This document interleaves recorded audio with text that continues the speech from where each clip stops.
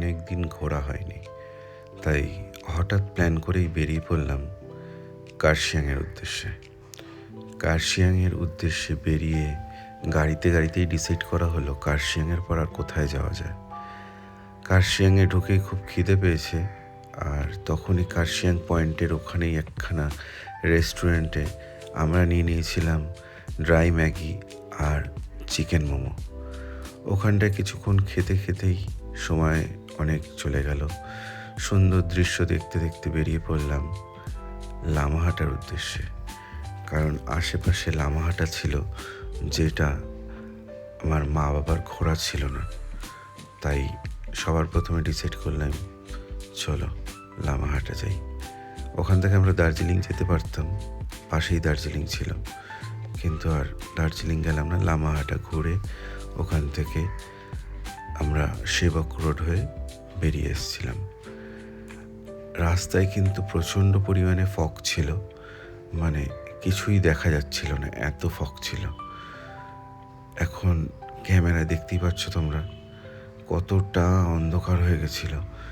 এটা তো ক্যামেরা বলে অনেকটা আলো বাড়িয়ে দেখায়, কিন্তু সাধারণত খালি চোখে আমরা কিন্তু এর থেকে অনেক বেশি অন্ধকার ছিল রাস্তাঘাট। তার কারণ হচ্ছে এত ঘন ফগ ছিল। পাশে গাড়ি আসছে মোড় ঘোরানোর সময়, সেই গাড়ির আলো পর্যন্ত দেখা যাচ্ছিল না, এতটাই ঘন। এই যে গাড়ি কিন্তু আমাদের এখন স্লো হয়ে গেল, কারণ কিছু দেখা যাচ্ছিল না। ক্যামেরা অটোমেটিকলি একটু লাইট বাড়িয়ে নেয়। আমরা ঢুকে গেছি লামাহাটা ইকো পার্কে। লামাহাটা ইকো পার্কের দৃশ্য কিন্তু খুবই দারুণ লাগছে।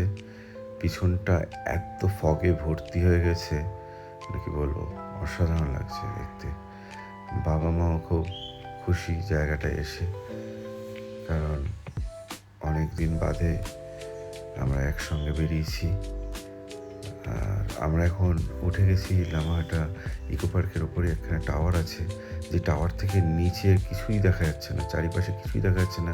হঠাৎ করে কোথা থেকে এত ঘন মেঘ চলে এসেছে। আমি বলছি না এত ঘন মেঘ, এটা যে ক্যামেরা বলেই এতটা আলো দেখাচ্ছে, কিন্তু এটা কিন্তু একদমই অন্ধকার ছিল, একদমই অন্ধকার। কত সুন্দর দৃশ্য। Lamahatta eco park. আপনাদের কি লামাহাটা ইকো পার্ক ঘোরা আছে? লামাহাটা ইকো পার্ক থেকে বেরিয়ে আমরা চলে এসেছিলাম তার একটু নিচের দিকে, যেটা হচ্ছে একটা চা বাগান। জায়গাটার নাম ঠিক জানা নেই, কিন্তু এখানে নাকি প্রচুর লোক নামে চা বাগানের জন্য। তাই আমরাও নামলাম চা বাগান দেখতে। এই জায়গাটায় অত চা বাগান নেই, কিন্তু খুব ভালো।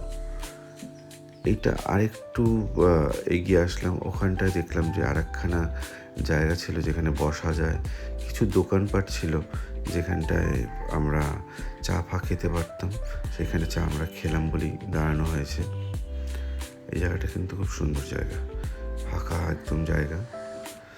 যে মা চা খাচ্ছে, এই জায়গাটা খুব সুন্দর। এই জায়গাটায় মনে হয় আর একটু টাইম কাটালে ভালো হতো, কিন্তু সময় যেহেতু ছিল না, তার সঙ্গেই এত মেঘ ডাকা, সঙ্গে বৃষ্টি নেমে গেল।